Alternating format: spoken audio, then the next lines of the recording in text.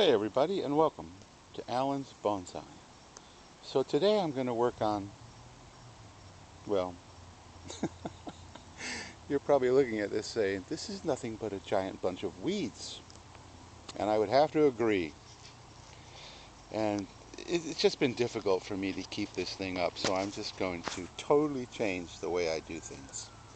But in reality, if we peek down in here, this is a mud tray, which is typically designed to mix mortar in that you buy from the big box stores.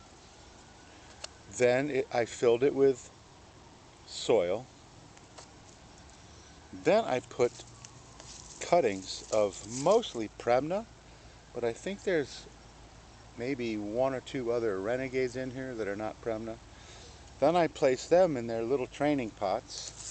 If we look here, there's a bunch just in their little training pots. Here's some more. And you can see the trees. Well, I don't know if you can see, but I will show you them. So I'm just going to rip this whole thing apart. So let's see if we can get this guy out of here. Okay, so there we go. Look at the roots. That's the why I do this. That's the why I do this. I am not Italian, I swear. So, you know, the tree hasn't been cared for, so it's just ugly. But in the pot like this, when you put it into the soil below, then the roots can move out of the pot into the soil, which really doesn't help with the thickening of the trunk, as you can see, but it really helps with watering. You just simply do not have to water these guys anywhere near as often. They're not as prone to drying out, because in these little tiny cups, which by the way I have to confess used to have applesauce in it, they are much more prone to drying out. So that's the theory of doing this, is you put them all in the tray and it just keeps them from drying out. However, I let this thing get inundated with weeds, and now it's just almost impossible to maintain. So there's probably 30 or 40 different guys like this one, at least similar, in this tray, and I'm just going to rip it all apart, mainly because I want, well, a couple of things. One, I want the mud tray back because I'm going to plant bald cypress seed in it. And secondly, I'm going to take these guys here and put them in smaller trays. And we shall pause the video and then I will show you what I'm talking about. So here is a tray, much smaller, that also has future Mame or Shohin premna in it. But it's much smaller, it's way easier to manage, much easier to pull the weeds. As you can see, there's very few weeds in here. And these guys have some pretty nice form. And the tray, this bottom tray, is just what you buy chicken in. So every time I buy a family pack of chicken, I save the trays, and you just poke holes in the bottom, fill it with soil, then put the cutting into these little pots, and then place the pot in that soil. And this really works for me. Actually, there's another guy online, and I apologize for not knowing who it is, but he does this with finished trees, and I'm not so sure about that. Because actually I have a friend who tried that with finished trees with some tropicals, and the tropicals grew so fast that they broke the bonsai pot because the roots moved down into the lower soil so aggressively that the pots cracked. So I certainly don't want to do that.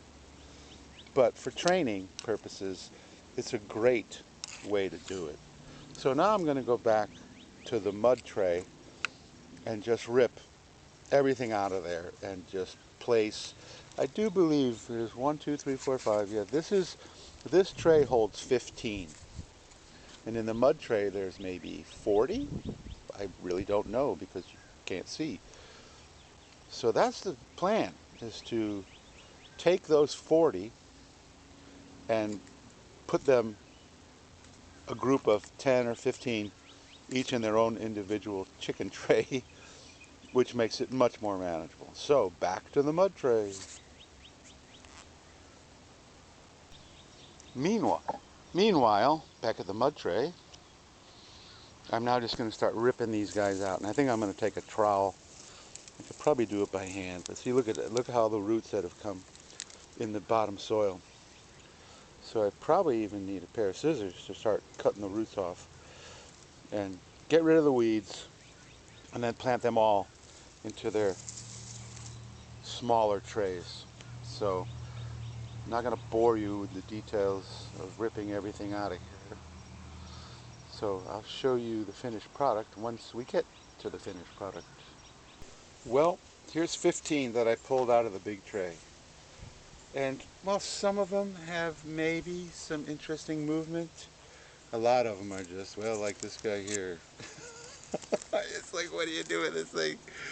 It's just a little wisp and comes all the way up like that. And a lot of that is just being outcompeted by the weeds. But I think there's still some potential. And I'm going to chop these guys way back. I'm talking down to 2 inches, maybe some 3 inches, and maybe some down to even less than that.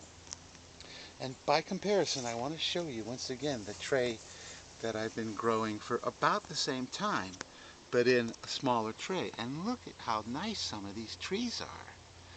And even with just a little bit of trimming on this guy, you know, you've got a really nice infrastructure of a nice tree. And they're all like that. None of them are maybe perfect, but it's so much easier to maintain when they're in these small trays. So I've got 3 small trays ready to go, filled with just basic soil. It's nothing special. And so now I'm just going to chop these guys down to size, stick them in that pot, give them a little fertilizer. Some of them, the weeds in the big container, some were inside the pots themselves, and then some were like in between. So it was just too hard. So anyway, gonna just chop these guys down to nothing. Some of them I'm just gonna whack without even looking, and others do have some form. So like this guy here, okay, maybe we can whack this guy. Oops, he came out of the pot. All right, let's bring him over here. Try to give him some decent background here. Let's put him there. Get the weed, look, there's a weed there. Okay, so now we have this guy here. And what are we going to do with him? This is way too big. It goes way up here, so we're going to chop it off. This crazy branch here, like that. Then we're going to take this guy here and maybe just basically trim the top. Okay, and so, you know, it's decent. Some, though, are really just don't have anything to work with. So those are just going to get a massive chop. And then I'll show you once they're in the tray. I told you I was going to chop them back.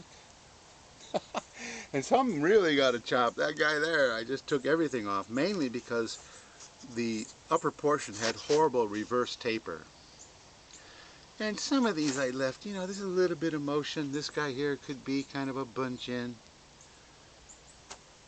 But I took a lot off because that's how you start. Now, to get them into the pot, or to get them into the tray, I take the pot and I put it down. You can see where the holes are. And I just twist it into the soil so that the holes in the small pot are below the soil level in the tray. And that's pretty much it. So that's it for this video. I will place the rest of these guys into this tray, and then I've only done about 1/3 of the big tray, pulling them out of there. So these other 2 trays that are underneath will probably also get filled pretty close to it. So thank you so much for watching. If you like this video, please give me a thumbs up. And if you want to watch these guys develop and see just what happens, the best way to do that is subscribe and hit the notification bell, because I give updates on all my trees. All the videos I'm making, I will be giving you updates probably a couple months, maybe a little shorter, maybe a little longer, based on the growth and if I think an update is warranted. so you can watch these guys develop. Because as beginners, you may look at this and say, this is insane.